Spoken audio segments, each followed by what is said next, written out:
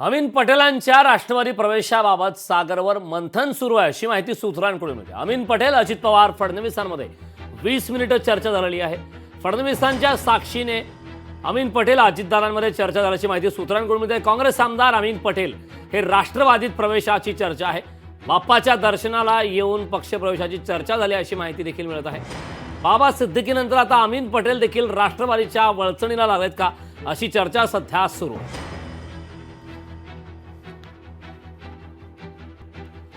या संदर्भात उद्धव बाळासाहेब ठाकरे पक्षाच्या नेत्या सुषमा अंधारे यांनी लोकशाही मराठीशी संवाद साधताना काय प्रतिक्रिया दिलेली आहे ऐकूया।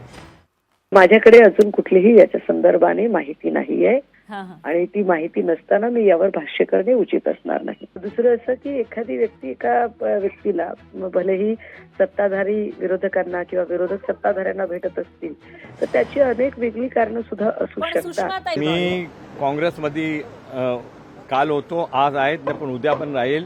मी बॉर्न काँग्रेसमॅन आहेत आणि राहुल गांधीच्या नेतृत्वाखाली आम्ही सगळं काम करत आहोत आणि काम करणार। 2 गोष्टीसाठी मी आलो होतो साहेबांना, डेप्युटी चीफ मिनिस्टरला भेटायला। 2 गोष्टी बोलणी झाली, देवेंद्र भारती साहेबबरोबर बोलणी झाली। त्यांना स्वतः उपमुख्यमंत्रीने त्यांना सांगितलेलं आहे की जे परवा मिरवणूक आहे ईद ए मिलादुन्नबीचा जुलूस आहे त्याच्यासाठी जे कॉर्पोरेशन पाहिजे ते कॉर्पोरेशन पाहिजे ते त्यांना द्यावं असं त्यांनी सांगितलं। देवेंद्रजीकडे फक्त दर्शनाकरता गेले।